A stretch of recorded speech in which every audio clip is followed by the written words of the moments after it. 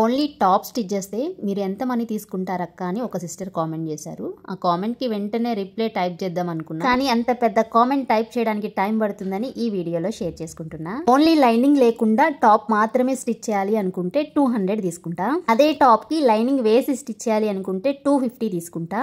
అదే టాప్ కి neck designs కానీ హ్యాండ్స్ డిజైన్స్ కానీ పెట్టాలి అంటే 300 తీసుకుంటా.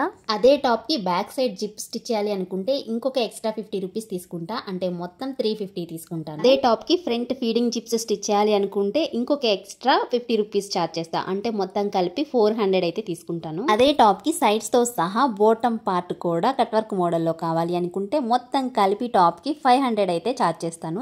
ఏంటి ఒక్క టాప్ స్టిచ్ చేస్తే 500? అవేమైనా డబ్బులు అనుకుంటున్నావా, చిల్ల పెంకులు అనుకుంటున్నావా, లేకపోతే చెట్టు తులిపితే రాలుతాయి అనుకుంటున్నావా అని కస్టమర్స్ ఫీలింగ్. మరి మా టైలర్స్ ఫీలింగ్ ఏంటో చెప్పనా?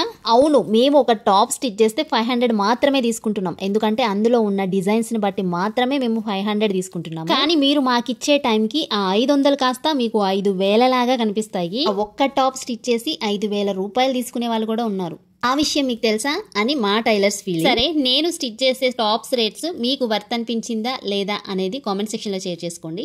ఇక్కడ బ్లౌజ్ లో నేను బిగినర్స్ కోసం ఒక చిన్న టిప్ అయితే షేర్ చేస్తాను. ఇక్కడ ఆర్మ్ హోల్ లూజ్ వచ్చేసి 15 ఇంచులు, 15 ఇంచుల్లో సగం వచ్చేసి 7.5 ఇంచులు, ఎందుకంటే ఇది డబల్ ఫోల్డింగ్ మీద ఉంది కాబట్టి ఈ చంక లూజ్ వచ్చేసి మనకి 7.5 ఇంచులు ఉండాలి. ఓకేనా?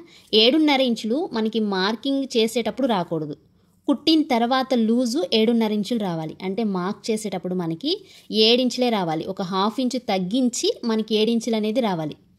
మనకి కుట్టిన తర్వాత 7.5 ఇంచులు రావాలి. అర్థమైందా? అర్థం కాకపోతే రిలేటెడ్లో ఫుల్ వీడియో ఉంటుంది, చూడండి.